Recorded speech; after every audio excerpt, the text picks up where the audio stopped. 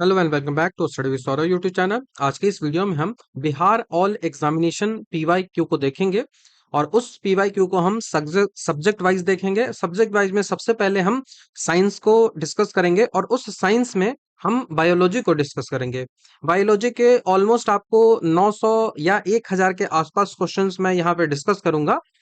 सारे जो क्वेश्चंस होंगे वो बिहार के डिफरेंट डिफरेंट जो एग्जामिनेशन होते हैं वहां पे पूछे गए सवाल होंगे और उसका ये पार्ट नंबर 1 है।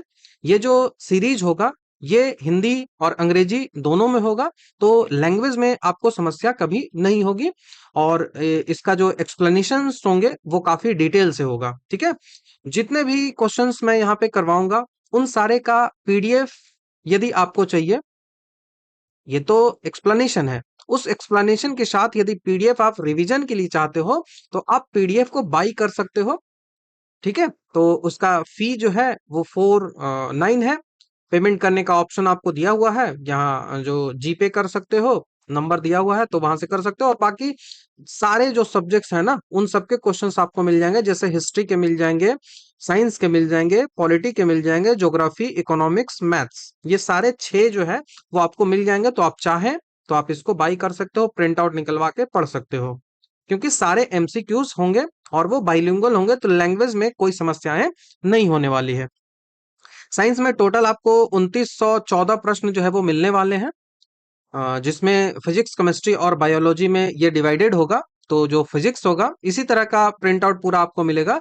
तो जो फिजिक्स होगा वहां से 1051 क्वेश्चन, केमिस्ट्री जो होगा वहां से 1110 क्वेश्चन और बायोलॉजी जो होगा वो 763 के आसपास क्वेश्चन है, और कुछ 2026 वाले क्वेश्चंस मैं बायोलॉजी में भी ऐड करूंगा। तो यदि आप चाहो तो इसको बाई कर सकते हो। बाकी हम आगे बढ़ते हैं। ये सीरीज आपके लिए बहुत इंपॉर्टेंट होने वाली है, तो ध्यान से देखिएगा, एक्सप्लेनेशन को समझिएगा, जो भी चीजें आपको नहीं आती है उनको नोट डाउन करिएगा कॉपी किताब लेकर। ऐसा नहीं है कि मूवी की तरह इसको देखना है, नहीं, कॉपी किताब लेकर नोट डाउन करिए जहां समस्याएं होती हैं। ठीक है, तो चलिए बढ़ते हैं पहले सवाल की ओर।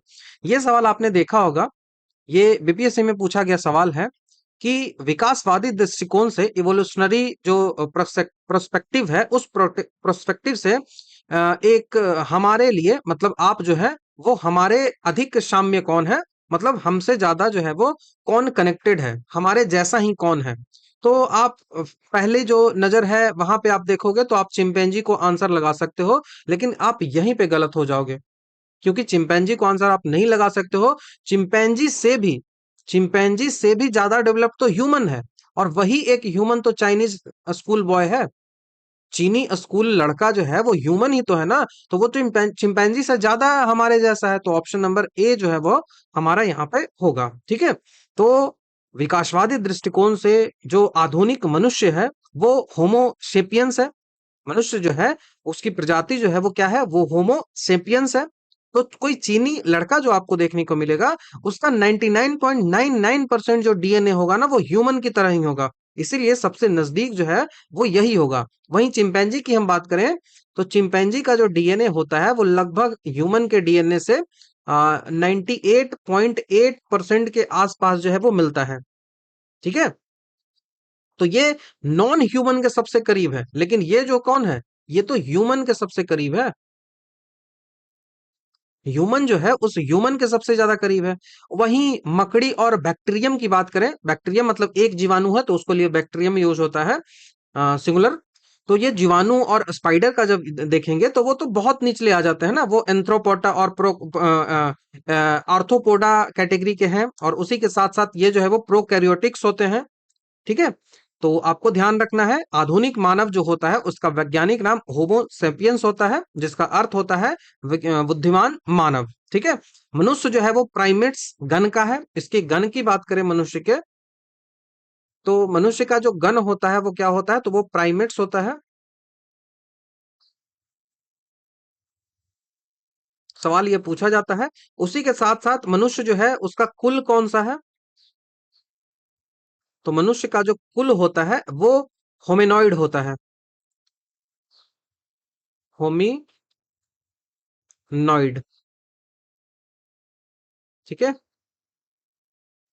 होमिनॉइड होता है, तो ये याद रखिएगा। नेक्स्ट सवाल की ओर बढ़ते हैं।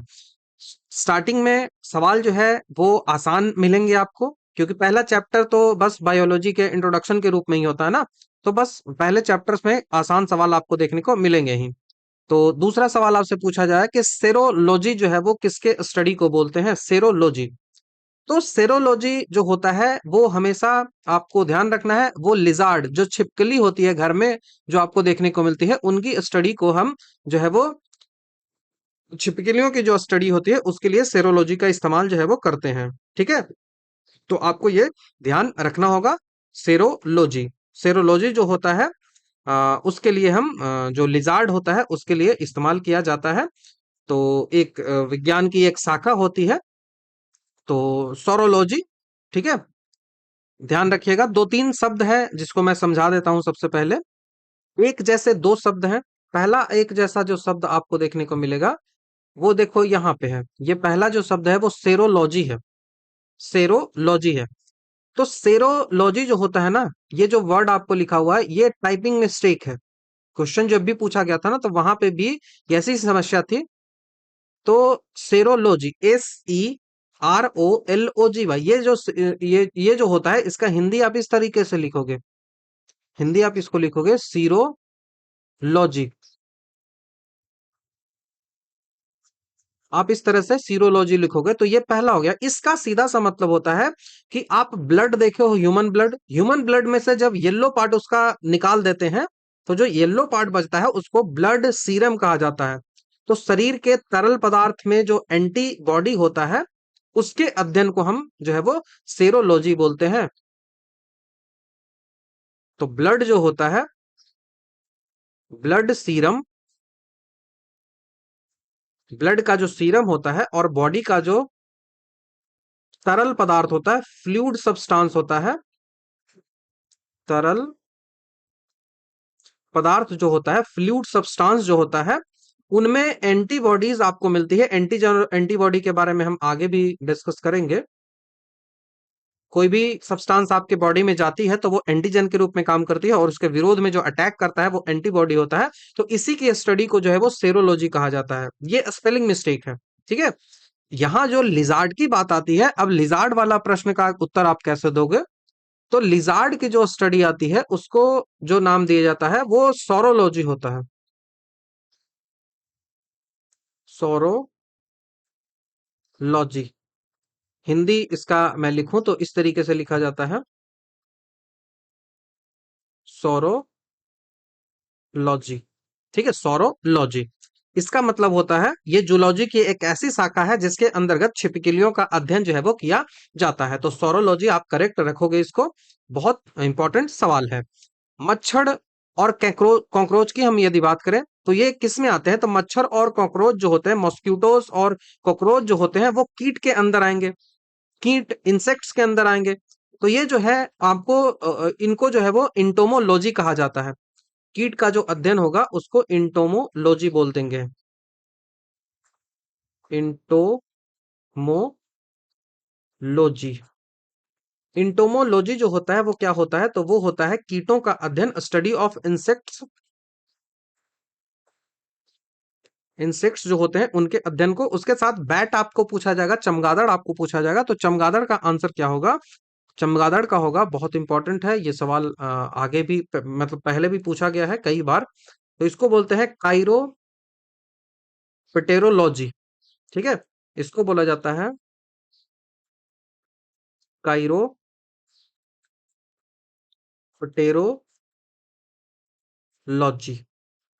काइरोप्टेरोलॉजी जो है वो क्या है? तो वो study of bats, study of bats, चमगादड़ों की स्टडी जो होती है उसके लिए।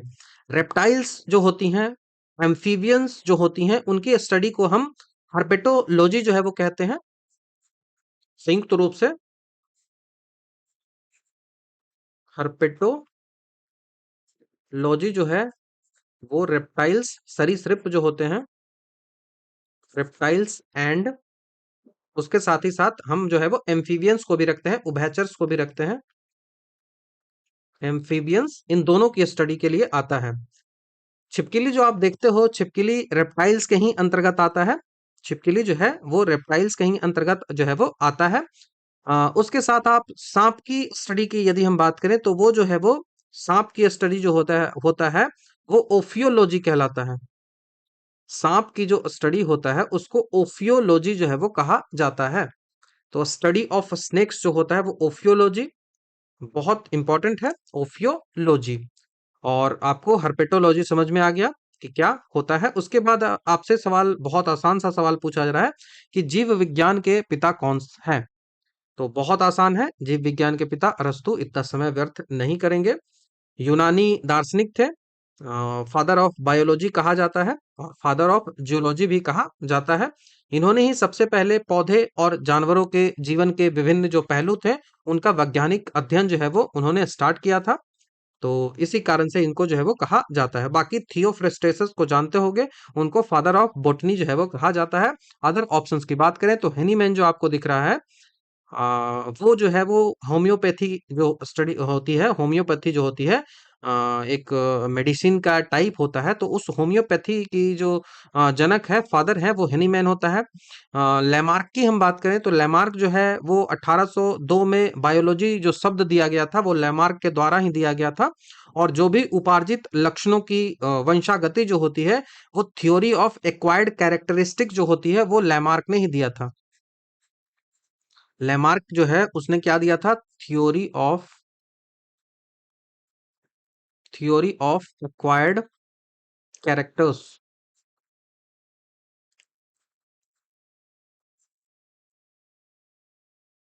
Acquired characters. ठीक है, तो उपार्जित लक्षणों की वंशागति। उसके बाद लीनियस है, कैरोलस लीनियस बोला जाता है। इसको फादर ऑफ टैक्सोनॉमी कहा जाता है क्योंकि इन्होंने डिवाइड किया था। ठीक है, जो स्टडी के लिए आसान होता है ना, स्टडी डिवाइड जब कर देते हो, तो इस कारण से इनको जो है वो ये नाम जो है वो दिया गया था। तो ये आपको ध्यान रखना है। नेक्स्ट सवाल इससे भी ज्यादा आसान है। आपको पूछा जा रहा है इंसेक्ट कल्चर मतलब कीट संवर्धन जो होता है वो क्या है। सीधी सी बात है, वर्मी कल्चर की बात कर रही है। तो वर्मी कल्चर जब होता है, इसमें होता है कि कीटों की वृद्धि करने का जो विज्ञान होता है वो वर्मी कल्चर कहलाता है। तो कीटों की जो वृद्धि करने का विज्ञान है वो वर्मी कल्चर, मतलब कीट जो वर्म्स जो होते हैं उनकी संख्या को बढ़ाओ तो वर्मी कल्चर कहलाता है। खाद के रूप में इसको यूज किया जाता है। ठीक है, खाद के रूप में यूज किया जाता है, आपको ये पता होगा। वर्मी कंपोस्ट उसको जो है वो कहा जाता है। जंतुओं का जो अध्ययन होता है वो जूलॉजी होता है। फिश का जो अध्ययन होता है, उसको हम मछली पालन जो होता है ना उसको पीसी कल्चर बोलते हैं। मछली का जो पालन होता है वो पीसी कल्चर होता है। लेकिन मछली का जो अध्ययन होगा उसको इचिथियोलॉजी कहा जाता है। देखो, दो शब्द हैं, फिश। तो फिश की जो स्टडी होती है वो कहलाएगा इचिथियोलॉजी। इचिथियोलॉजी,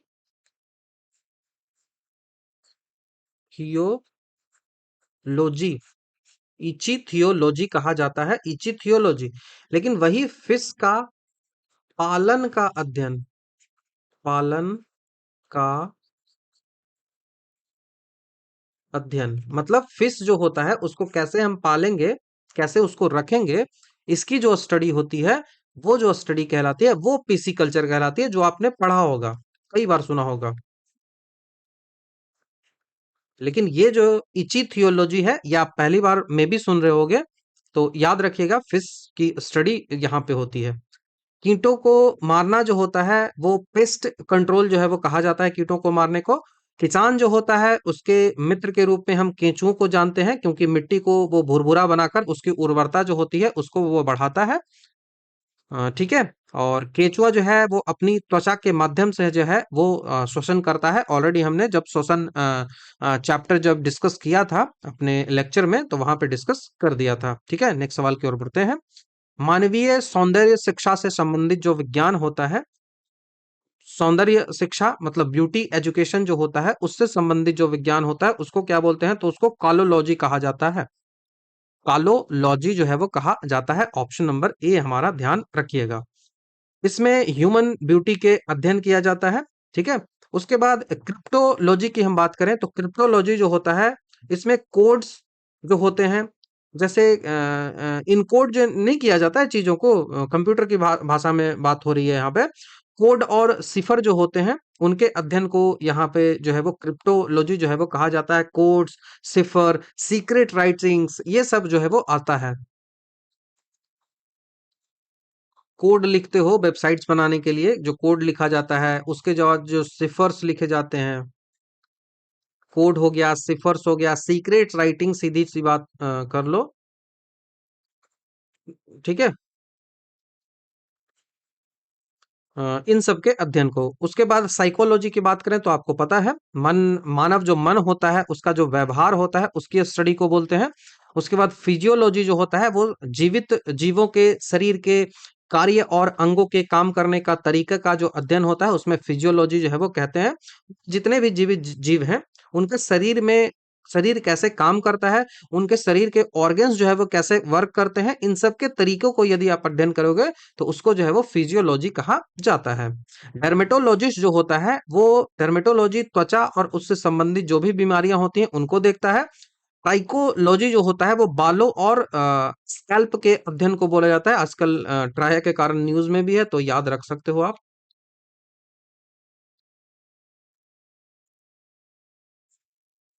ठीक है, तो याद रखिएगा।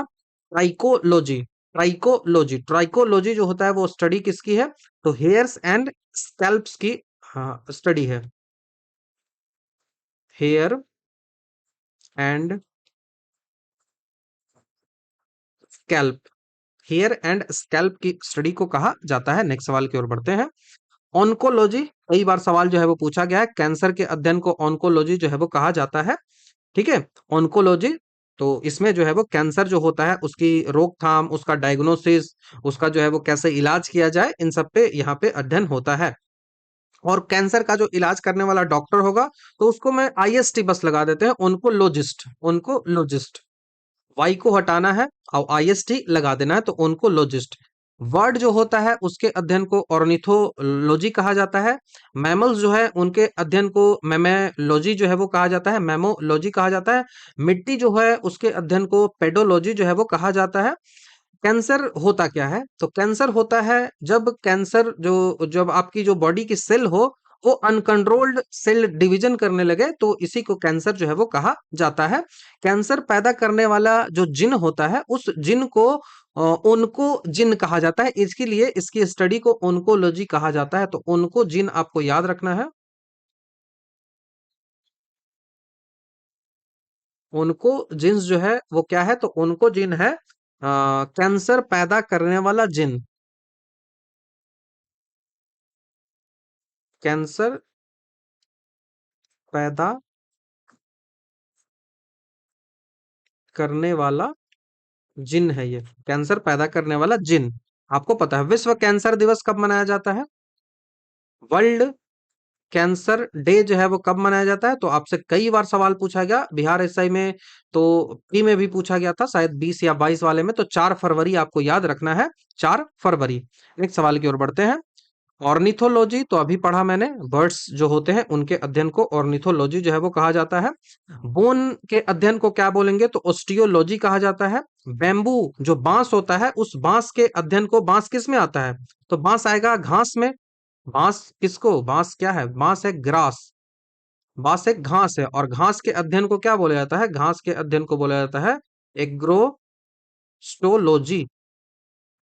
एग्रोस्टोलॉजी जो है वो कहा जाता है, एग्रोस्टोलॉजी। बांस जो है वो दुनिया की सबसे लंबी घास होती है, याद रखिएगा। ब्लड का जो स्टडी होता है उसको हेमेटोलॉजी जो है वो कहा जाता है, हेमेटोलॉजी जो है वो कहा जाता है। भारत के जो बर्डमैन थे, तो वो जो थे वो सलीम अली थे, तो सलीम अली को बैडमैन ऑफ इंडिया भी कहा जाता है। भारत का राष्ट्रीय, भारतीय जो पक्षी है वो कौन सा है, तो इंडियन पी फ्लो या फिर पोवा क्रिस्टेसस जिसको आप कहते हो, पिकॉक जिसको आप कहते हो, मोर जिसको आप कहते हो। नेक्स्ट सवाल की ओर बढ़ते हैं। हड्डियों की पढ़ाई विज्ञान की किस शाखा के अंतर्गत जो है वो किया जाता है, तो हड्डियों की जो पढ़ाई की जाती है वो हमने अभी देखा, ऑस्टियोलॉजी। ऑस्टियोलॉजी तो हड्डियों की जो संरचना होती है, हड्डियों की जो एनाटॉमी होती है उसको ऑस्टियोलॉजी में कहा जो है वो पढ़ा जाता है। और पूरी हड्डियों की जो संरचना होती है उसको स्केलेटल सिस्टम जो है वो कहा जाता है और वहां पे इसको पढ़ते हैं। जियोलॉजी जो होता है, जियोलॉजी जो होता है उसमें पृथ्वी की संरचना और चट्टानों का अध्ययन किया जाता है, तो study of earth and solid rocks को बोला जाता है यहाँ पे। उसके बाद सेरोलॉजी की बात करें तो सेरोलॉजी जो होता है वहां पे मैंने बताया था ब्लड सीरम को देखा जाता है। उसके बाद ओरोलॉजी आती है, ओरोलॉजी जो होता है study of mountains, study of mountains, पर्वतों, पहाड़ों, इन सब के अध्ययन को कहा जाता है। एक वयस्क मनुष्य जो होता है वहां पे आपको कितनी हड्डियां देखने को मिलती है, तो 206 हड्डियां देखने को मिलती है। लेकिन बच्चे की बात करें तो वहां पे कितनी हड्डियां होती हैं, तो ऑलमोस्ट 300 हड्डियां होती है जो आगे चलकर जो है वो फ्यूज कर जाती हैं, आगे चलकर फ्यूज कर जाती हैं। लेकिन आपसे सवाल पूछा जाएगा कि ह्यूमन जो होता है उनमें कितना मसल्स होता है, तो आपको 639 याद रखना है। मानव शरीर की सबसे बड़ी जो है वो हड्डी कौन सी है, तो सबसे बड़ी जो हड्डी होती है वो फीमर होती है, जांग की हड्डी होती है। मानव शरीर की सबसे बड़ी जो मांसपेशियां होती है वो ग्लूटस मैक्सिमस होती है। मानव शरीर जो होता है उसकी सबसे छोटी हड्डी जो होती है वो स्टेपिज होती है। अब आप मुझे बताओ, मैंने लेक्चर में आपको बताया है कि मानव शरीर की सबसे जो है वो छोटी मांसपेशी कौन सी है, सबसे छोटा मसल्स कौन सा है, वो कान के पास ही है। ये आप बताइएगा कमेंट में, ठीक है, ताकि देखूं कि कितने लोग इंगेज हैं। हड्डियों के निर्माण में शामिल जो कोशिकाएं होती हैं उनको ओस्टियोब्लास्ट कहा जाता है। ओस्टियोब्लास्ट, ओस्टियोक्लास्ट, ये सब आपको पढ़ाया है मैंने जब स्केलेटन सिस्टम में बता रहा था अपने लेक्चर में। तो ओस्टियोब्लास्ट जो होता है वो हड्डियों का निर्माण करने वाला सेल होता है, याद रखिएगा। नेक्स्ट सवाल की ओर बढ़ते हैं। निम्नलिखित में से कौन से प्रकार के कांच में, किस टाइप का जो कांच होता है, ग्लास होता है, उसमें सेरियम और अन्य दुर्लभ मृदा, तो in which of the following type of glass, जिसमें क्या होता है, तो cerium and other rare earth metal जो है वो मिलते हैं, which absorb high amount of ultraviolet rays. ये जो होते हैं वो अल्ट्रावायलेट रेज को, high amount of ultraviolet ray को एब्जॉर्ब कर लेते हैं, उनको अवशोषित कर लेते हैं। तो ये कौन से टाइप के जो है वो कांच होते हैं, तो ये जो होते हैं वो क्रुक्स कांच होते हैं, क्रुक्स कांच होते हैं। ऑप्शन नंबर सी आपको ध्यान रखना है, क्रुक्स कांच। क्रुक्स कांच जो होता है वो सेरियम ऑक्साइड इसमें मिलाया जाता है। क्रुक्स कांच में सेरियम ऑक्साइड जो है वो मिलाया जाता है। यह जो होता है वो कांच जो होता है वो सूर्य से आने वाली हानिकारक जो अल्ट्रावायलेट रे होता है, जिसको यूवी रे कहते हैं, उनको एब्जॉर्ब करता है, उनको ये ऑब्जॉर्ब कर लेती है और आपकी आंखों को उनसे बचाती है। इसी इसका उपयोग जो है वो सन ग्लासेस बनाने में किया जाता है ताकि आंखों को यूवी रे से रोका जा सके। तो ये जो होता है क्रुक्स कांच जो होता है वो कहाँ यूज किया जाता है, सन ग्लासेस में। क्यों किया जाता है, क्योंकि इसमें जो है वो सेरियम ऑक्साइड पाया जाता है, सेरियम ऑक्साइड जो है वो मिलता है, ठीक है। तो ध्यान आपको रखना है। यूवी किरणों से मनुष्य में क्या होता है, तो मोतियाबिंद हो सकता है, ठीक है, मोतियाबिंद हो सकता है। उसके साथ ही साथ स्किन कैंसर भी हो सकता है यूवी रे से, ठीक है। तो ये आपको ध्यान रखना है। इस कांच का आविष्कार जो है वो किसने किया था, तो इस कांच को जो है वो इन्वेंट किया था सर विलियम क्रुक्स ने। इस कारण से इसका नाम क्रुक्स कांच ही है, इस कारण से इसका नाम जो है वो क्रुक्स कांच ही है। तो क्रुक्स कांच के बारे में आपको ये जो है वो याद रखना है, बहुत इंपॉर्टेंट है।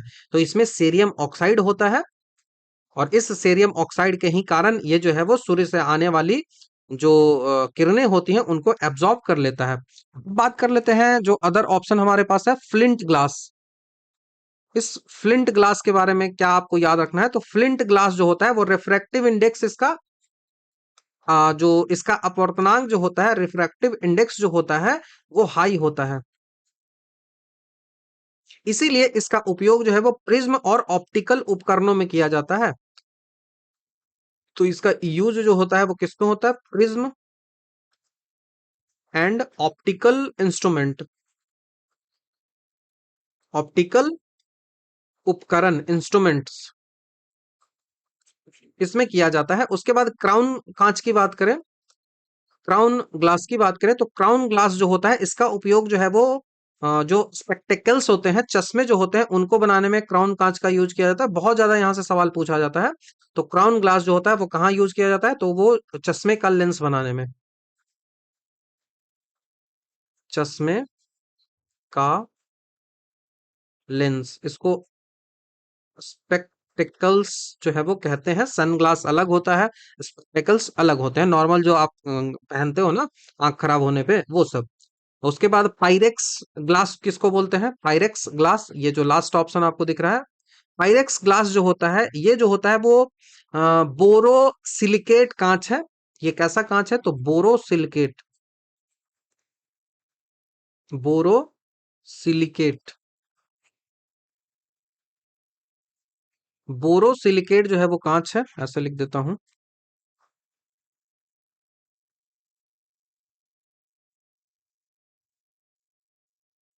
बोरो सिलिकेट कांच, बोरो सिलिकेट ग्लास है, जो कि हीट रेसिस्टेंस होता है। ये जो होता है वो हीट रेसिस्टेंस होता है, मतलब उष्मा का प्रतिरोध करता है, उष्मा को रोकता है। हीट रेसिस्टेंस, हीट रेसिस्टेंट होता है, मतलब उष्मा को रोकेगा। इस कारण से इसका जो उपयोग होता है वो लैब इक्विपमेंट में होता है। तो पायरेक्स जो कांच होता है, इसका यूज जो है वो कहाँ होता है? तो लैब, लैब में जो फनल बनते हैं ना, उन सब में यूज किया जाता है, लैब इक्विपमेंट्स में। तो ये बहुत इंपॉर्टेंट है, ध्यान रखिएगा, सवाल पूछे जाते हैं। 10वें नंबर के सवाल की बात करते हैं। आंख और उसके रोग से संबंधित जो चिकित्सा शास्त्र होता है, जिसमें हम आई और उससे संबंधित जितनी भी बीमारियां हैं उनको देखते हैं, तो उसको क्या कहा जाता है? तो उसको जो है वो ऑप्थेल्मोलॉजी कहा जाता है। ऑप्थेल्मोलॉजी बहुत इंपॉर्टेंट है। एक दो टर्म है जहां पे आप कंफ्यूज कर सकते हो, तो मैं एक्सप्लेन कर दूंगा।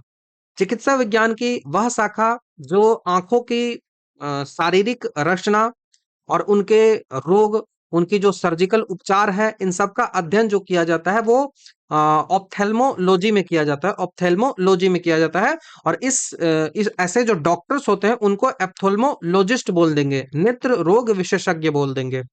उसके बाद ओंकोलॉजी जो होता है, ऑलरेडी बताया है, कैंसर के लिए होता है। ऑप्थेल्मोलॉजी ये बहुत इंपॉर्टेंट है, ऑप्थेल्मोलॉजी, ठीक है। ऑप्टेमो ऑप्टेमोलॉजी बोल रहा हूँ। ऑप्टोमेट्री, ऑप्टोमेट्री इसको कह रहे हैं, ऑप्टोमेट्री। ऑप्टोमेट्री जो होता है ये क्या करता है? तो ये मेजरिंग आई साइट से संबंधित है। दृष्टि, जब आप जाते हो तो आंख नपवाते हो ना चश्मा लेने के लिए, लेंस को निर्धारित करने के लिए, तो उसकी जो स्टडी होती है ना वो ऑप्टोमेट्री कहा जाता है। ये ऑप्थेल्मोलॉजी से अलग है, ध्यान रखिएगा, इस कारण से मैं बोल रहा था ना कंफ्यूजन होगा। तो ये मेजरिंग आई साइट से संबंधित है, एक ऐसा व्यक्ति जो आई साइट की मेजर करता है, उनकी स्टडी जो है वो करता है। तो मेजरिंग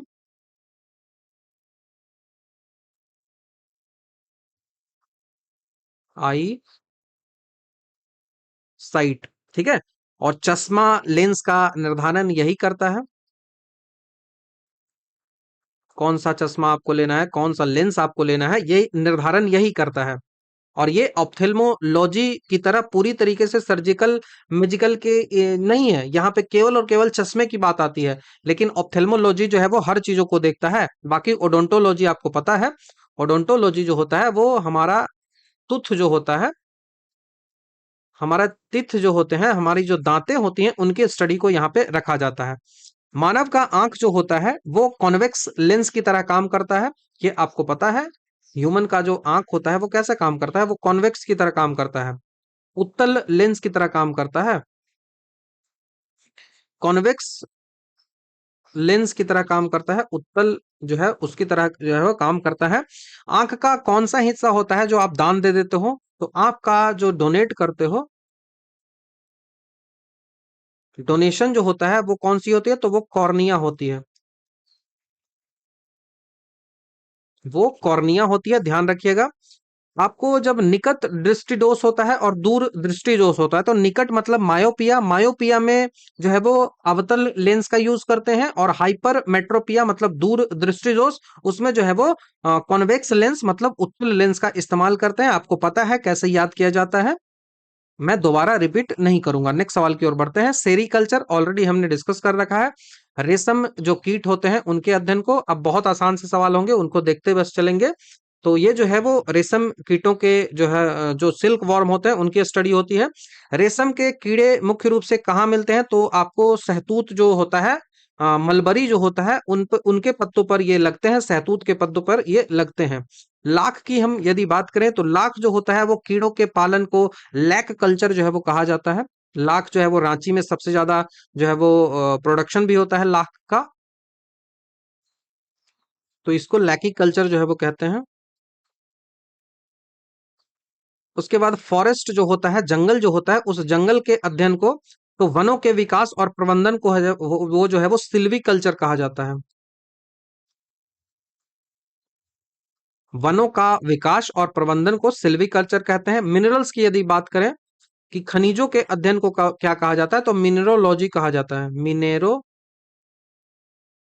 जो है वो कहा जाता है। भारत में मुख्य रूप से 4 प्रकार के रेशम जो है वो पाए जाते हैं। यदि हम सिल्क की बात करें तो भारत में जो सिल्क होते हैं वो 4 टाइप के पाए जाते हैं। पहला जो सिल्क होता है वो होता है मलबरी सिल्क। मलबरी जो आपको मिलता है सहतूत के पौधे पे। दूसरा जो होता है वो एरी सिल्क कहा जाता है। तीसरा जो सिल्क भारत में मिलता है वो टसर होता है, बहुत इंपॉर्टेंट है, सवाल यहाँ से पूछे जाते हैं। चौथा जो सिल्क होता है वो मूंगा होता है, वो मूंगा होता है। तो मलबरी, एरी, तसर, मूंगा। मूंगा जो रेशम होता है, मूंगा सिल्क जो होता है, उसके उत्पादन में मूंगा वाला सवाल भी पूछा गया है। तो मूंगा का जो उत्पादन होता है, उनका जो प्रोडक्शन होता है, इस प्रोडक्शन में कौन सा राज्य सबसे ऊपर है, तो इसमें जो है वो असम सबसे ऊपर आता है। असम राज्य दुनिया में एकाधिकार रखता है, मोनोपोली जो है वो इसमें रखता है। आपसे पूछा जाएगा कि सेंट्रल सिल्क बोर्ड का हेडक्वार्टर कहाँ है, केंद्रीय रेशम बोर्ड कहाँ है, तो सेंट्रल सिल्क बोर्ड जो होता है उसका हेडक्वार्टर कहाँ है, तो उसका हेडक्वार्टर जो है वो बेंगलुरु में है। बेंगलुरु में है। ठीक है, ध्यान रखिएगा। नेक्स्ट सवाल की ओर बढ़ते हैं। सवाल है कि फूलों के संवर्धन साइंस, जिसमें फूल जो फ्लावर होते हैं उनका कल्टीवेशन किया जाता है, फूलों का संवर्धन जो है वो किया जाता है, तो इसको फ्लोरिकल्चर कहते हैं। ठीक है, इसको फ्लोरिकल्चर कहा जाता है। ऑप्शन नंबर सी ध्यान रखिएगा। हॉर्टिकल्चर जो होता है वो क्या होता है, तो हॉर्टिकल्चर बागवानी होती है, ये अलग चीज है, और उसी बागवानी में फ्लोरिकल्चर आता है। हॉर्टिकल्चर में, तो हॉर्टिकल्चर का वो शाखा, जैसे देखो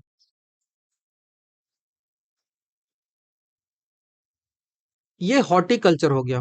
अब इसी हॉर्टिकल्चर के अंदर, ये हॉर्टिकल्चर है, तो इसी हॉर्टिकल्चर जो होता है, इसी हॉर्टिकल्चर के अंदर में आता है कौन सी स्टडी, तो इसी हॉर्टिकल्चर के अंदर में फ्लोरिकल्चर आता है।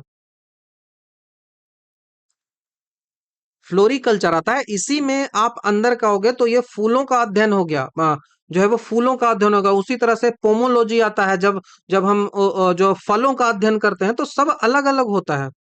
ठीक है, अब इसी के अंदर जो है वो पोमोलॉजी भी आ जाएगा। इसी के अंदर जो है वो पोमोलॉजी भी आ जाएगा, जो फ्रूट्स का अध्ययन किया जाता है। ठीक है, फ्रूट्स का अध्ययन किया जाता है। ओलेरी कल्चर की बात करें तो इसी के अंदर जो है वो आप सब्जियों का अध्ययन रख लो। इसी के अंदर जो है वो सब्जियों का अध्ययन आप ओरेली कल्चर रख लो। ओलेरी कल्चर। ठीक है, तो ओलेरी कल्चर वेजिटेबल की खेती का विज्ञान होता है। पोमोलॉजी जो होता है वो फ्रूट्स के खेती का विज्ञान होता है। फ्लोरोलॉजी जो होता है वो कोई मानव वैज्ञानिक शब्द नहीं है। फूलों का वैज्ञानिक अध्ययन जो होता है उसको एंथोलॉजी भी कहा जाता है। तो ये तो फूलों का संवर्धन हो गया। अब फ्लावर की स्टडी जो होती है उसको जो है वो क्या कहा जाता है, तो उसको जो है वो एंथोलॉजी कहा जाता है। Anthology, anthology. जम्मू और कश्मीर का Indira Gandhi memorial tulip garden जो है वो एशिया का सबसे बड़ा ट्यूलिप गार्डन है, याद रखिएगा। फूलों का सबसे बड़ा उत्पादक देश जो है वो कौन सा है, तो वो नीदरलैंड है, याद रखिएगा। सवाल पूछा जाएगा। 13वां नंबर का सवाल है कि मधुमक्खी पालन कौन सा है, तो मधुमक्खी जो पालन होता है वो एपीकल्चर होता है। ऑप्शन नंबर सी बहुत आसान है। और ये ध्यान रखिएगा कि ये व्यावसायिक स्तर पर होता है, कॉमर्शियल लेवल पे होता है। हनी और मोम जो है इनको प्राप्त करने के लिए मधुमक्खी का चूंकि वैज्ञानिक नाम ही एपिस होता है, इस कारण से एपीकल्चर ही इसको कहा जाता है। ध्यान रखिएगा, हॉर्टिकल्चर फल, सब्जी, फूल ये सब हॉर्टिकल्चर में आता है। सेरीकल्चर रेशम का कीट आता है। वर्मी कल्चर आपको मैंने बताया केंचुआ का पालन है। वर्मी कंपोस्ट इससे बनाया जाता है। भारत सरकार जो होता है उसने शहद उत्पादन के लिए कौन सी क्रांति जो लाया था, तो स्वीट रिवोल्यूशन, मीठी क्रांति आप कह सकते हो। बाकी जो है वो गोल्डन में भी शहद को रखा गया था। और मधुमक्खियां अपने साथियों को भोजन के स्रोत की दिशा बताने के लिए वैगल डांस करती हैं। इसकी खोज जो है वो कार्ल वॉन फ्रिट्ज ने किया था और इनको इसलिए नोबेल प्राइज भी मिला था। तो मधुमक्खियां जो होती हैं, बी जो होती हैं, उनकी आवाज सीधा आप याद रख लो, आवाज। और ब्रॉड टर्म में बात करें तो अपने साथी जो होते हैं उनको भोजन की ओर दिखाना कि हाँ यहाँ पे आपका जो है वो फूल है, इसको जाके चूसो। तो उसके लिए जो आवाज जो उनकी होती है उसको वैगल डांस कहा जाता है। Vagal dance. इस वैगल डांस को खोजा किसने था, यह भी सवाल पूछा जाता है। तो वॉन फ्रिस ने, कार्ल वॉन फ्रिस। सवाल पूछा जाएगा, ध्यान रखिएगा। नेक्स्ट सवाल की ओर बढ़ते हैं। स्वर्णिम क्रांति किससे संबंधित है, गोल्डन रिवॉल्यूशन जो है वो किससे संबंधित है। तो गोल्डन रिवॉल्यूशन जो होता है वो हॉर्टिकल्चर से संबंधित है, ऑप्शन नंबर बी। तो गोल्डन रिवॉल्यूशन जो होता है इसका संबंध मुख्य रूप से हॉर्टिकल्चर, फल और सब्जियां, और जो शहद होता है ना उसको भी इसमें रखा जाता है। मैंने बताया था ना, हनी को भी रखा जाता है। तो इनके समग्र रूप को इसमें कहा जाता है। और इसका जो है वो एज की हम बात करें तो 1991 से 2000 के आसपास इसको जो है वो रखा गया था। ठीक है। बाकी गोल्डन फाइबर रिवॉल्यूशन अलग है। गोल्डन फाइबर रिवॉल्यूशन अलग है। गोल्डन फाइबर जो रिवॉल्यूशन होता है वो क्या है, तो गोल्डन फाइबर रिवॉल्यूशन जो होता है वो जूट प्रोडक्शन से रिलेटेड है। Jute production. अब जूट का प्रोडक्शन जो है वो पानी में किया जाता है, तो सबसे ज्यादा कहाँ होगा, पश्चिम बंगाल में होगा। ठीक है। और उसके बाद बात करें जो पुष्प उत्पादन होता है, जो फूल होते हैं उनके लिए फ्लोरिकल्चर आता है और हॉर्टिकल्चर के अंतर्गत ही इसको रखा जाता है। भारत में स्वर्णिम क्रांति के जनक कौन थे, फाउंडर जो है वो कौन थे, तो निर्मख तुतेज इनका नाम है। निरपख निरपख तुतेज। ध्यान रखिएगा, सवाल पूछा जाता है। हरित क्रांति जो होता है वो खाद्यान्न से, एग्रीकल्चर से रिलेटेड है। मिल्क जो है वो श्वेत क्रांति मिल्क से रिलेटेड है। ऑपरेशन फ्लड भी इसको कहा जाता है। नीली जो क्रांति है वो जो है वो फिश मछली से रिलेटेड है। पीली क्रांति जो होता है वो ऑयल सीड और तिलहन है उससे रिलेट करता है। नेक्स्ट सवाल की ओर बढ़ते हैं। जिस प्रकार एंथ्रोपोलॉजी जो है उसका संबंध व्यक्ति से है, उसी तरह से ऑर्निथोलॉजी का संबंध किससे है। तो एंथ्रोपोलॉजी में व्यक्ति का जो स्वभाव होता है उनको अध्ययन जो है वो किया जाता है। एंथ्रोपोलॉजी होता है मानव, ह्यूमन जो होते हैं उनके विकास और संस्कृति का अध्ययन किया जाता है। उसी प्रकार ऑर्निथोलॉजी जो होता है वो वर्ड्स के लिए आता है, तो हमने डिस्कस कर लिया है ऑलरेडी।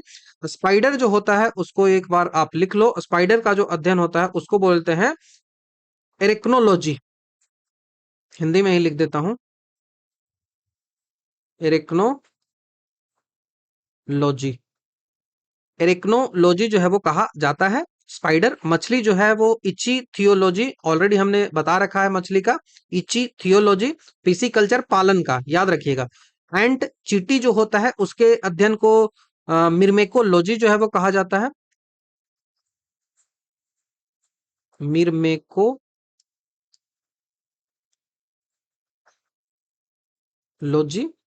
मिर्मेकोलॉजी जो है वो कहा जाता है। भारत में मशहूर ऑर्निथोलॉजिस्ट जो है वो कौन थे, तो वो मैंने आपको बताया डॉक्टर सलीम अली।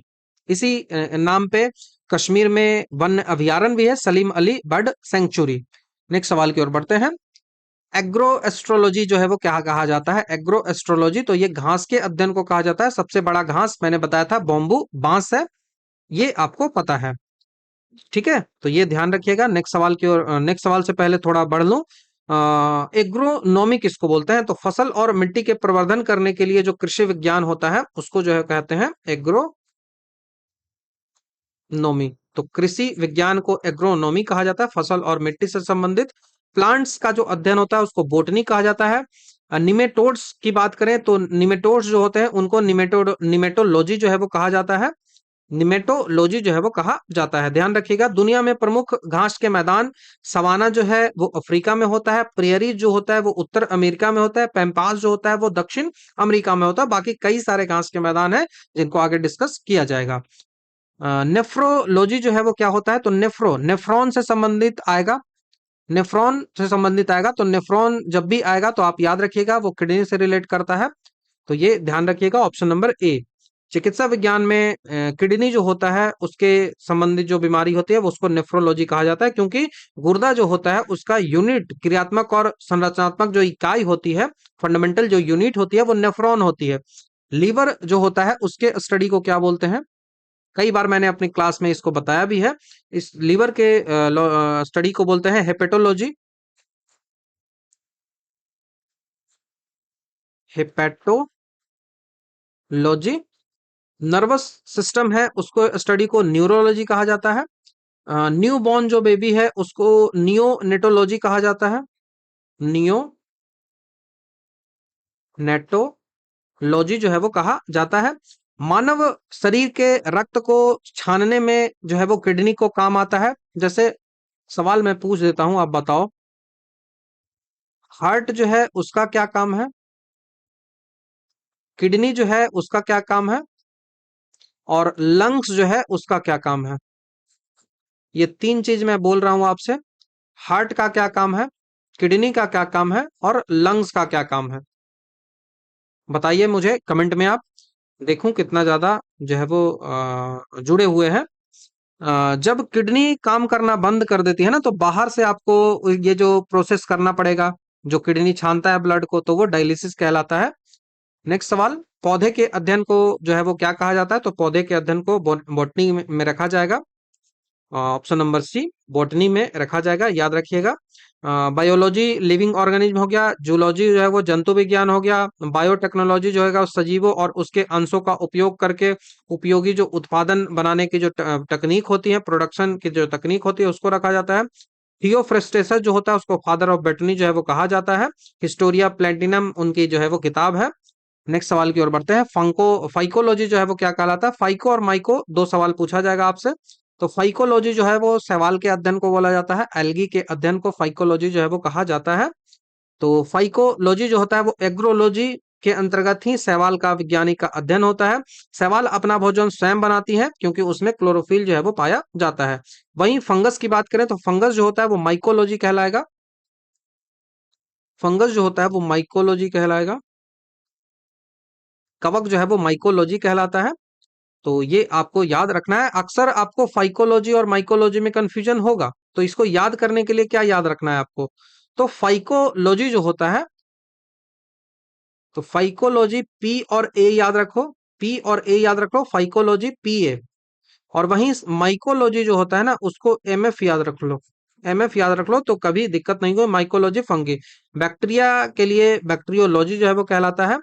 फंगी और एल्गी जो होते हैं वो सिम्बायोटिक रिलेशनशिप जब बनाते हैं तो वो लाइकेन कहलाता है। लाइकेन जो है वो वायु प्रदूषण का, विशेष करके जो सल्फर के ऑक्साइड होता है SO2 जो होते हैं उनका इंडिकेटर के रूप में काम करता है। नेक्स्ट सवाल की ओर बढ़ते हैं।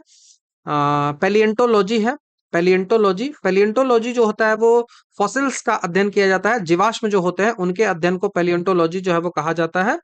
तो पैलिएंटोलॉजी जो होता है इसके अंतर्गत पृथ्वी का प्राचीन काल में रहने वाले जो जीव हैं, पौधे हैं, उनके जो फॉसिल्स मिले हैं, उनके जो जीवाश्म मिले हैं, जीवों का अंश, जीवाश्म, ठीक है, तो उनके ही स्टडी। बर्ड्स आपको पता है, ऑर्निथोलॉजी, हड्डियां आपको पता है, ऑस्टियोलॉजी, प्राइमेट्स आपको पता है, प्राइमेटोलॉजी, प्राइमेटोलॉजी। जीवाश्मों की आयु का पता लगाने के लिए आपको पता है कार्बन डेटिंग का उपयोग जो है वो किया जाता है। इंडियन जो है वो पहली बॉटनी के जनक किसे कहा जाता है, याद रखिएगा, भारतीय जीवाश्म विज्ञान के जनक पूछा जाएगा आपसे। भारतीय जीवाश्म विज्ञान के जनक, जीवाश्म विज्ञान, इंडियन पैलियो बॉटनी जो है उनके जो है वो फाउंडर कौन कहेंगे, उनके जनक है तो बिरबल साहनी, बिरबल साहनी, ध्यान रखिएगा। इसका जो संस्थान है वो कहाँ है, तो वो उत्तर प्रदेश में है। भारतीय जीव विज्ञान संस्थान कहाँ है, तो उत्तर प्रदेश में है। तो ध्यान आपको रखना है। नेक्स्ट सवाल की ओर अब हम बढ़ते हैं। नेक्स्ट सवाल है कि एंटोमोलॉजी, तो कीट के अध्ययन को कहा जाता है एंटोमोलॉजी। आसान सा सवाल है, ऑप्शन नंबर डी के साथ जाओगे। एंटोमोलॉजी, पृथ्वी पर सबसे ज्यादा जो पाया जाता है वो कीट ही पाया जाता है। फिश मैंने बता दिया है, इच्थियोलॉजी स्टडी पिसिकल्चर। रेप्टाइल्स जो होता है वो हर्पेटोलॉजी, इसमें उभयचर और सरीसृप दोनों को रखा जाता है। स्तनधारी जो होता है मैमेलोलॉजी कहा जाता है। ऑर्थोपोडा जो होता है वो फाइलम होता है। ऑर्थोपोडा जो है उसी के अंतर्गत कीट जो है वो आते हैं। और जंतु जगत का सबसे बड़ा जो संघ है वो कीट ही होता है, क्योंकि ऑर्थोपोडा ही होता है, क्योंकि उसमें कीट आते हैं। ठीक है, कीटों की मुख्य विशेषता क्या है, तो उनके जो है वो 3 जोड़ी पैर होते हैं, 6 जोड़ी जो है वो पैर होती हैं, लेकिन मकड़ी का नहीं होता है। आप मुझे बताओ मकड़ी किस फाइलम में आता है। नेक्स्ट सवाल की ओर हम बढ़ जाते हैं। जीवन की संरचनात्मक और क्रियात्मक इकाई को क्या बोलते हैं। थोड़ा सा सेल की ओर हम बढ़ रहे हैं। अब पहला चैप्टर खत्म हुआ, अब हम सेल की ओर बढ़ रहे हैं। तो फंडामेंटल यूनिट ऑफ लाइफ क्या है, तो आपको पता है फंडामेंटल यूनिट ऑफ लाइफ जो है वो सेल है। सभी लिविंग बीइंग्स जो होते हैं उनके शरीर की सबसे छोटी मूलभूत संरचनात्मक स्ट्रक्चरल एंड फंक्शनल जो यूनिट होता है वो जो होता है वो सेल होता है। जिस प्रकार ईंट से घर बनता है उसी प्रकार कोशिकाओं से सजीव का जो है वो शरीर बनता है। टिश्यू जैसे सेल, उसके बाद कई सारे सेल जब मिलेंगे तो वो टिश्यू बनेंगे। कई सारे टिश्यू जब मिल जाएंगे तो वो जो है वो ऑर्गन बना देंगे, एक ऑर्गन। अब वो एक ऑर्गन है, वो कई सारे ऑर्गन जो मिल जाएंगे तो पूरा ऑर्गेनिज्म जो है वो जीव बन जाएगा। पूरा ऑर्गेनिज्म जो है वो बन जाएगा। सेल, कोई भी एक छोटा सा सेल ले लो, जैसे हमारा नर्वस सेल हो गया, हमारा कहीं का सेल ले लो, उसके बाद जो है वो टिश्यू बन जाएगा। ठीक है, उसके बाद टिश्यू बन जाएगा, टिश्यू जो है उसके बाद ऑर्गन्स बन जाएगा, और उसके बाद ऑर्गन सिस्टम बनेगा, ऑर्गन सिस्टम के बाद पूरा ऑर्गेनिज्म जो है वो बन जाएगा। कोशिका की खोज 1665 ईस्वी में रॉबर्ट हुक ने किया था, कॉर्क में खोजा था। सबसे बड़ी जो कोशिका होती है वो शुतुरमुर्ग ऑर्चिड जो होता है उसका अंडा होता है। और सबसे छोटा जो होता है वो माइकोप्लाज्मा होता है, पीपीएलओ। PPLO mycoplasma. मानव शरीर की सबसे लंबी जो कोशिकाएं होती है वो नर्वस सिस्टम होता है, नर्वस सेल होता है, जिसको न्यूरॉन भी आप कहते हो। नेक्स्ट सवाल की ओर बढ़ते हैं। कोशिका का पावर हाउस क्या होता है, खाना कहाँ बनता है भाई, माइटोकॉन्ड्रिया में, तो पावर हाउस माइटोकॉन्ड्रिया हो जाएगा। माइटोकॉन्ड्रिया होता है उसका कोशिका का पावर हाउस कहा जाता है, क्योंकि वहीं पे जो है वो सेलुलर रिस्पायरेशन होता है, कोशिकीय श्वसन होता है, और उसके बाद एटीपी के फॉर्म में ऊर्जा जो है वो बनती है। 36 एटीपी आपको पता है, एडिनोसिन ट्राइफॉस्फेट। न्यूक्लियस की बात करें तो इसे जो है वो कोशिका का ब्रेन भी कहा जाता है, क्योंकि यह सभी गतिविधियों को नियंत्रित करता है। राइबोसोम की बात करें तो यह प्रोटीन की फैक्ट्री होता है। गोल्जी बॉडी की बात करें तो यह ट्रैफिक पुलिस कहा जाता है, क्योंकि पैकेजिंग का यह सेंटर होता है। सवाल बहुत ज्यादा इससे पूछा जाता है। माइटोकॉन्ड्रिया की खोज जो है वो किसने की थी, तो ऑल्टमैन ने की थी, लेकिन उसको माइटोकॉन्ड्रिया नाम किसने दिया था, तो ये बेंडा ने दिया था। दोनों सवाल पूछा जाता है। बेंडा, नाम जो है वो किसने दिया था, तो बेंडा ने दिया था। खोज जो है वो किसने की थी, इसकी खोज जो है वो किसने की थी, तो अल्टमैन ने की थी। अल्टमैन ने की थी। माइटोकॉन्ड्रिया के पास अपना जो है वो स्वयं का डीएनए होता है और राइबोसोम होता है। तो इसका खुद का डीएनए होता है, जेनेटिक मटेरियल होता है, और राइबोसोम भी होता है। राइबोसोम भी होता है। अब आपसे सवाल पूछा जाएगा कि राइबोसोम जो होता है वो किस टाइप का होता है माइटोकॉन्ड्रिया में, 70S का होता है या फिर 80S का होता है। दोनों सवाल पूछा गया है, इन दोनों में से मुझे बताओ 70 80, 70 या 80 किस टाइप का उसके पास माइटोकॉन्ड्रिया के पास राइबोसोम है। और दूसरा सवाल मैं आपसे पूछता हूं, माइटोकॉन्ड्रिया का जो झिल्ली होता है, मेम्ब्रेन जो होता है वो कितना होता है, सिंगल मेम्ब्रेन होता है या फिर डबल मेम्ब्रेन होता है। दोनों सवाल को मैं आगे डिस्कस करूंगा। नेक्स्ट सवाल की ओर बढ़ते हैं। 24 नंबर का सवाल है कि श्वसन प्रक्रिया के लिए निम्नलिखित में से कौन सा कथन जो है वो सत्य है।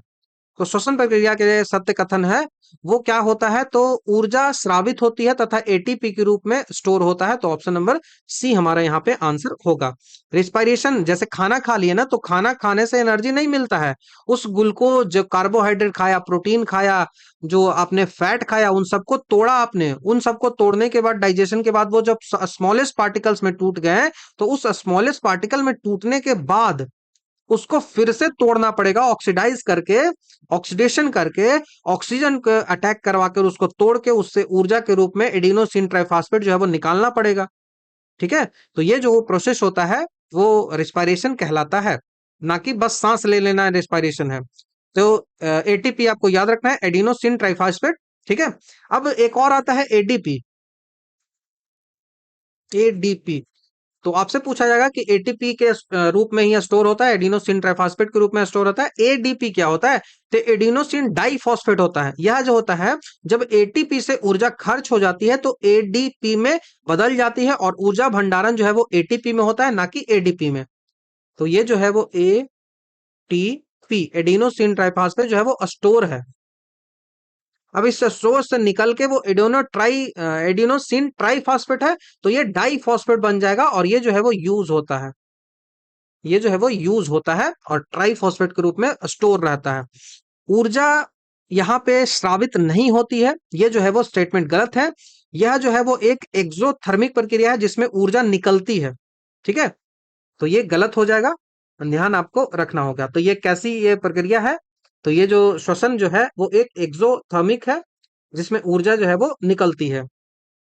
एटीपी को कोशिका की एनर्जी करेंसी भी कहा जाता है, energy currency of the cell कहा जाता है। एरोबिक रिस्पायरेशन में ग्लूकोज के अणु से आपको 38 एटीपी अणु जो है वो निर्माण होते हैं, उसको यूज किया जाता है। शाकाहारी भोजन में निम्नलिखित में से कौन सा शर्करा जो है वो बहुत अधिक मात्रा में आपको देखने को मिलता है? तो वो सेलुलोज मिलता है, क्योंकि सेलुलोज जो है वो शाकाहारी भोजन में ही तो होता है ना। तो शाकाहारी भोजन मुख्य रूप से आपको देखते हैं कि पौधे से आता है। अब पौधे की जो सेल वॉल होती है वो सेलुलोज की बनी होती है, इसीलिए शाकाहारी भोजन जो होता है वो सेलुलोज ज्यादा मिलता है। लैक्टोज की बात करें तो ये मिल्क शुगर होता है। माल्टोज की बात करें तो माल्टोज जो होता है वो अंकुरित जो अनाज होता है वहां पे आपको देखने को मिलेगा। ठीक है, उसके बाद एमिलोस जो है, एमिलोस जो यहाँ पे दिख रहा है, एमिलोस जो होता है वो स्टार्च का एक कंपोनेंट है, कंपोनेंट ऑफ स्टार्च। स्टार्च का एक कंपोनेंट है, लेकिन सेलुलोज जो है वो पृथ्वी पर सबसे अधिक पाया जाने वाला कार्बनिक पदार्थ है, ये भी आपको ध्यान रखना है। सेलुलोज एक क्या है? तो सेलुलोज एक जटिल कार्बोहाइड्रेट है। सेलुलोज क्या है? सेलुलोज एक जटिल कॉम्प्लेक्स पॉलीसेकेराइड है। कॉम्प्लेक्स पॉलीसेकेराइड है, मतलब इसमें जो सेकेराइड का यूनिट है वो एक दो से ज्यादा है, इस कारण से इसको पॉलीसेकेराइड बोल रहे हैं। मनुष्य सेलुलोज को नहीं पचा सकता है क्योंकि हमारे शरीर में सेलुलोज एंजाइम नहीं होता है। यह हमारे भोजन को जो है वो जो रफनेस देता है, जो फाइबर होता है ना, रुक्षांश जो होता है उसका काम करता है, जो पाचन तंत्र को साफ करता है। गाय भैंस जो है जुगाली करने के बाद जो है वो रुमिनेट जो करते हैं, उनसे इसे जो है वो आसानी से पचा लेते हैं, लेकिन हम तो जुगाली नहीं करते हैं, ध्यान रखिएगा। नेक्स्ट सवाल की ओर बढ़ जाते हैं। त्वचा का रंग किसके द्वारा निर्धारित होता है? तो मेलेनोसाइट कहीं है, ये है melanocyte, option number D.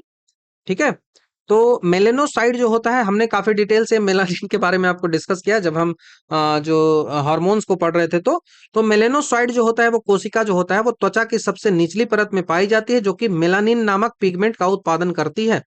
Melanocyte जो होता है वो त्वचा का सबसे निचला जो परत होता है उसमें मिलता है। मेलानिन नामक पिगमेंट जो है वो उत्पादित करता है। मेलानिन की मात्रा जितनी अधिक होगी त्वचा का रंग उतना ही डार्क होता चला जाएगा। ठीक है, उतना ही डार्क होता चला जाएगा, तो याद आपको रखिएगा। बाकी लिम्फोसाइट, मोनोसाइट और लिकोसाइट जो होता है वो डब्ल्यूबीसी के प्रकार होते हैं। ठीक है, ये सारे जो है वो डब्ल्यूबीसी के टाइप होते हैं जो कि शरीर के इम्यूनिटी बढ़ाने के लिए काम करते हैं। इसका त्वचा रंग से कोई भी संबंध आपको नहीं है।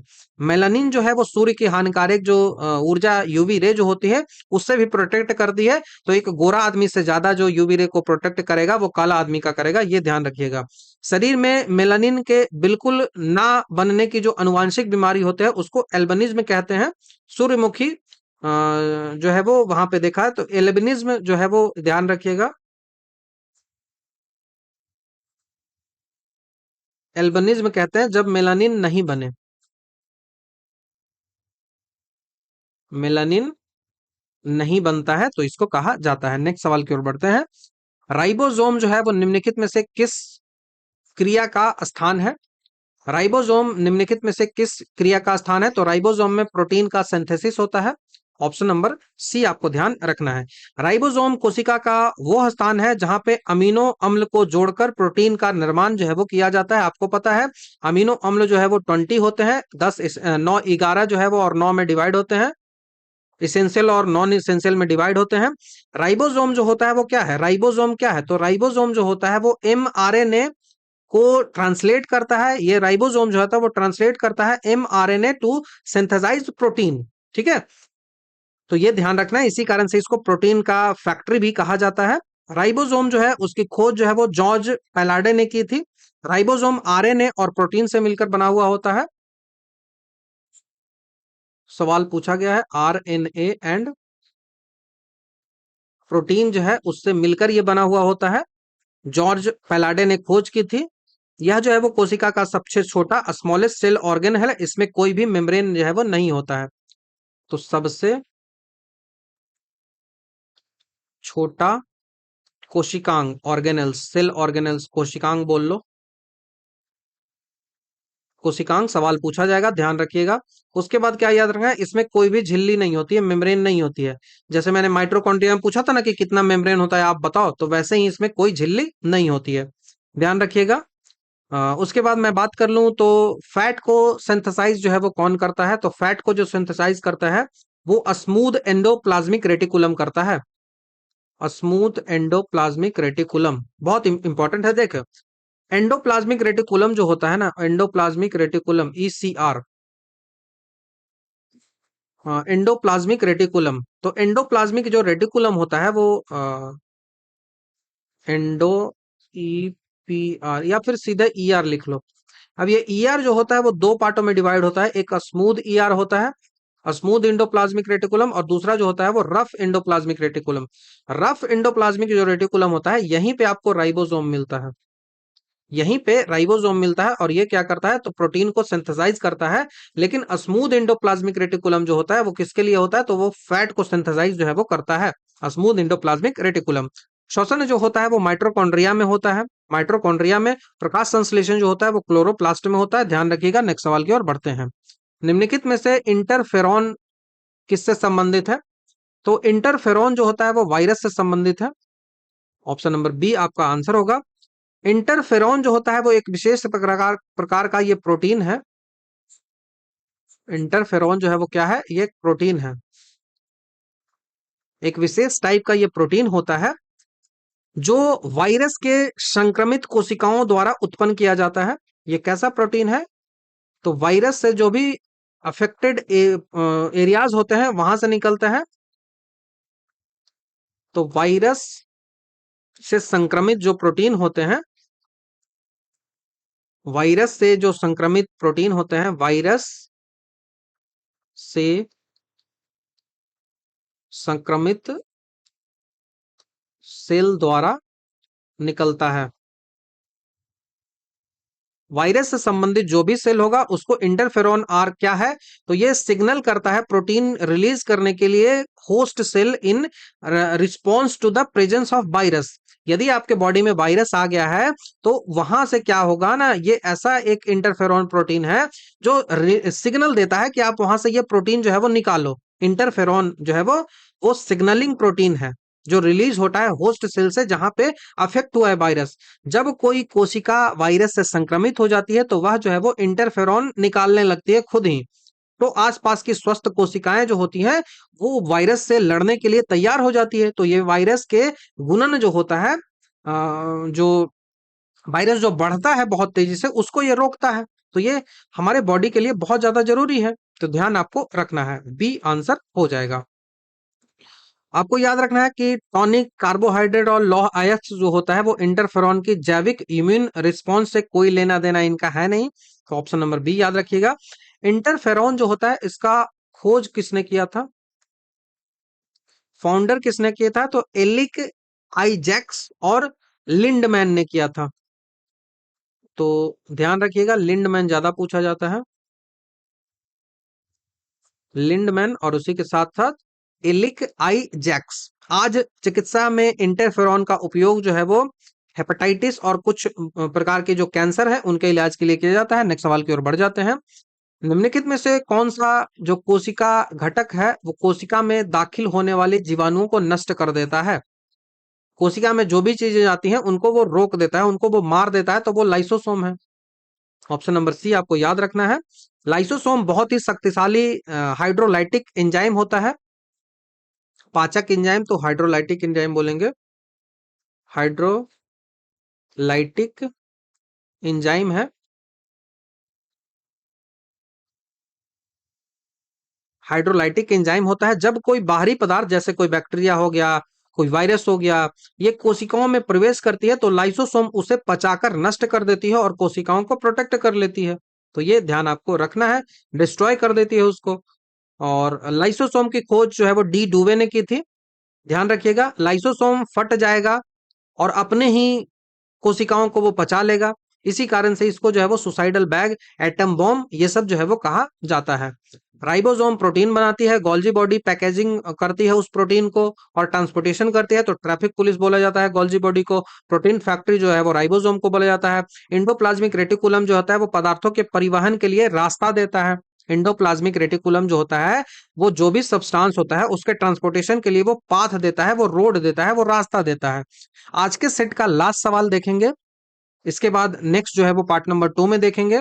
तो 80% से अधिक सेल में पाया जाने वाला पदार्थ कौन सा है? तो सेल में 80% से अधिक जो है वो पाया जाता है। आप प्रोटीन मार दोगे लेकिन आपका गलत हो जाएगा, आपका आंसर वाटर होना चाहिए। तो एक लिविंग सेल होता है, उसका मुख्य घटक जो होता है वो साइटोप्लाज्म होता है। ये है ना, इसमें कई सारे ऐसे न्यूक्लियस हो गया, न्यूक्लियाई हो गया, ठीक है। अब इसमें कई सारे ऐसे ऐसे स्ट्रक्चर्स होते हैं। ये माइटोकॉन्ड्रिया हो गया, ये जो हो गया वो ऐसे ऐसे स्ट्रक्चर्स होते हैं, वो इंडोप्लाज्मिक रेटिकुलम हो गया, गोल्जी बॉडी हो गया, कई सारे होते हैं। तो अंदर द्रव्य होता है, भरा हुआ फ्लूइड होता है, उसको साइटोप्लाज्म कहा जाता है। न्यूक्लियस के अंदर जो फ्लूइड होता है उसको न्यूक्लियोप्लाज्म कहा जाता है, और साइटोप्लाज्म और न्यूक्लियोप्लाज्म को मिला देते हैं तो वो प्रोटोप्लाज्म कहा जाता है। सवाल पूछा जाता है। अब इस साइटोप्लाज्म में कोशिका के कुल भार का लगभग 70 से 80% जो है वो केवल और केवल वाटर होता है।